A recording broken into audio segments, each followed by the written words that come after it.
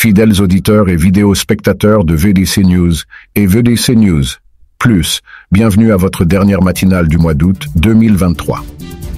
À la demande de plusieurs fidèles de la VDC, il nous a paru bon de faire la lumière sur la dernière affaire judiciaire de l'heure, notamment l'interprétation biaisée et mensongère du jugement du juge du TPI du 24 août portant sur l'affaire d'annulation du PV frauduleux de l'AG de février 2021 à Mombo. Pour bien comprendre donc ce verdict, dont l'extrait du plumitif donne des ailes et un zèle curieux et une joie amère et inexplicable à certains, il importe de rappeler d'abord les faits puis les expliquer à l'aune du bon sens et du droit. À titre de rappel, 2 procédures suivirent leur cours au TPI d'Ekounou, relativement au PV frauduleux de l'AG de février 2021.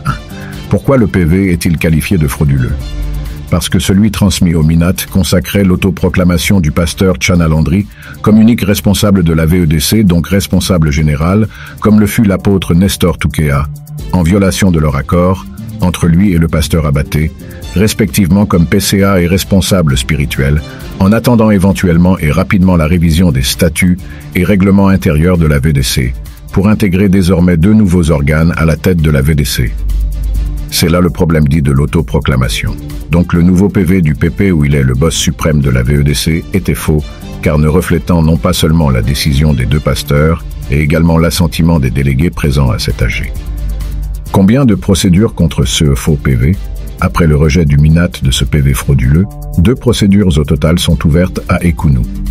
Une procédure de suspension devant le juge des référés d'heure en heure qui a abouti effectivement à sa suspension et pour laquelle le conseil de Sieur Tchana a fait appel.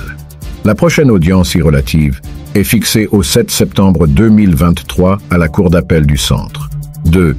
Une autre procédure d'annulation du PV frauduleux et pour laquelle la juge s'est déclarée incompétente, estimant que Sieur Tchana, qui habite Tsinga, est du ressort du tribunal compétent siégeant au centre administratif.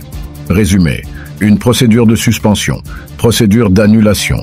La déclaration d'incompétence liée à la situation géographique n'est pas un jugement sur le fond, mais sur la forme. Ce qui est donc frauduleux reste frauduleux comme l'a déjà constaté le MINAT. Aucun juge craignant Dieu, même sous l'influence de l'argent, ne peut rendre noir ce qui est blanc, surtout pour les affaires de Dieu. En définitive, le 2e jugement du TPI d'Ekounou n'est aucunement une confirmation que le PV frauduleux de février 2021 est bon ou mauvais. Il ne contredit pas le MINAT qui a demandé un nouveau bureau et pour lequel le dossier lui est déjà transmis. Tout le reste, c'est la distraction ou la fausse consolation. Par ailleurs, tous les actes financiers et administratifs posés par un individu n'ayant pas qualité sont des fautes de gestion pénalement punissables. C'est tout pour votre matinale. Restez fidèles à VEDC News et VEDC News, plus liker, commentez. Vous abonnez à nos pages Facebook et YouTube. Et n'oubliez pas de cliquer sur la cloche de notification pour être au fait de toutes nos publications. À bientôt sur VEDC News, plus et dans la paix de notre Seigneur Jésus-Christ.